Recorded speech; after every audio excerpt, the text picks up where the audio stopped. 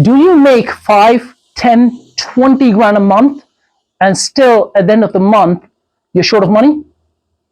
That's the case with 8 out of 10 people that I come across, and it is statistically proven as well. Now, here's the interesting bit. It has very little to do with money and almost everything to do with what they call money psychology. It's about making money and thinking, okay, I've made 10 grand this month, and then I'm allowed to spend all of that money on whatever the hell. Like, people want to buy nice cars, they want to live in a nicer house. I come across someone who was a senior manager at a bank, used to make over 110 grand a year. And when I looked at him, and this is a case, he approached me because he wanted to get a mortgage done, and I looked at his profile. I was blown away looking at his profile because he was spending more money. Remember, making 110 grand a year is a lot of money. By the time you even net it, it's like 7 grand a month, more than 7 grand a month.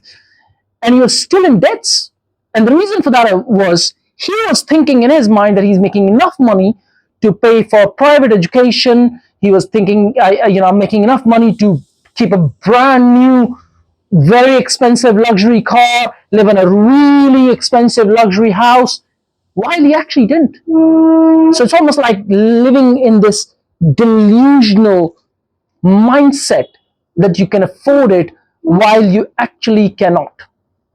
And why this happens is because it's almost like you have to look at every single penny that's going out and or you commit to, even if it means you're paying for Netflix like £10 a month, or you're paying for, Amazon Prime, £9-10 a month.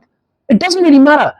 You got to check every penny that's going out and coming in. Because if you're making 10 grand a month and your expenses are 10 grand a month, it's only a matter of time you're going to get in trouble. It's only a matter of time, because there's going to be a day when you have a broken down car and it goes for service and you have to pay 2 grand. And now you don't have that 2 grand to pay extra. So you borrow from a credit card, and then it just becomes a vicious cycle of borrowing money while you're actually making a lot of money at the same time.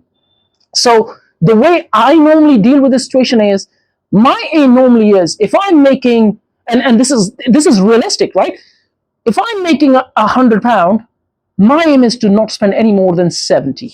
Okay. Yes, there are people who are saying you spend only 20 or 50 or whatever.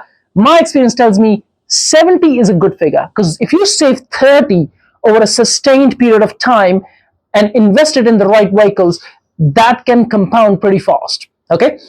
So it's about understanding every penny going in, coming out, but at the same time, it's your psychology when it comes to with money, right? It's your relationship with money. Just because, in fact, this is like literally someone I know very close in the family, who literally spends more money than he makes, and he makes over 100 grand in salary.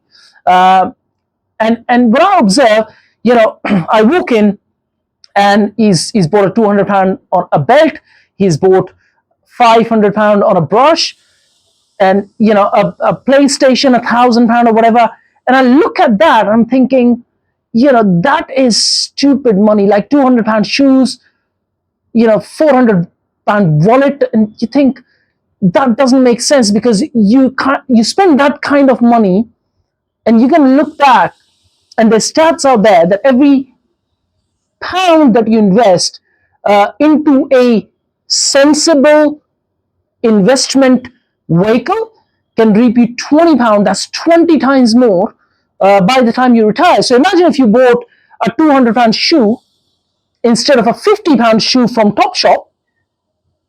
Okay, you've just spent 150 extra, and that 150 times 20 is literally £3,000.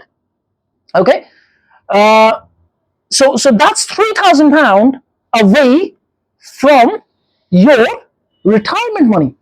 You got to look at it like this, and that's not something a lot of people realize. So when you buy a shoe a little extra, you just lost £3,000 from your retirement pocket, and now you take that and apply to whatever the hell you might buy, it just literally is going to make your life difficult when you get to your sort of late 30s and 40s and 50s and so on and so forth. You're just going to look back and you just not have a lot of money around. So if you make lots of money, it's not just about checking your money in and out, but understanding your relationship with money and thinking, okay, if you're making 100 grand, doesn't mean that you can go and live in a really large house. Or you make 100 grand, doesn't mean that you can go and buy a car worth 100 grand. No, you can't. Okay, just because you make 100 grand, I think you can only drive a car worth maybe 10 grand. Okay, that's all you can do. You can't buy a car worth 100 grand if you're making 100 grand. That's the whole year's salary. In fact, more than that by the time you get taxed. So it's all about understanding your relationship with money. In fact, I know a lot of people who have not just a negative relationship with money, as in the sense of spending more money and making less money. They're even scared of making more money. Okay. I always look at it and think, okay, how is making more money going to make your life worse? The likely is going to make it better. Yes, it can affect certain relationships, but that is a secondary part. If you have a good relationship with yourself first, you can actually manage those relationships and or lead those relationships a lot more in a balanced way.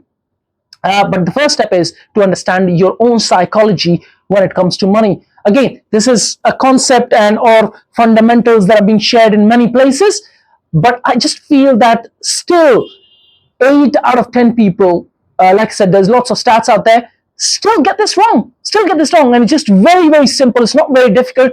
All you got to do is put a direct debit into a savings account, 30% of your income, and you just don't look at that money ever again.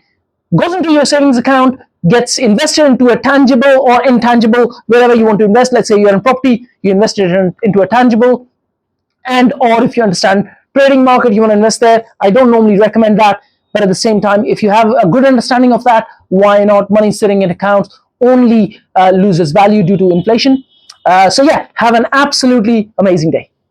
Make sure you like, comment, and subscribe, because the more you do, the more it allows us to keep the premium content for absolutely free and help us share the deeper and amazing experiences of our business and life share with you. Make sure you click on the bell button so you get notifications as well. And like I said, this will all help you create a phenomenal business and an amazing life at the back of that.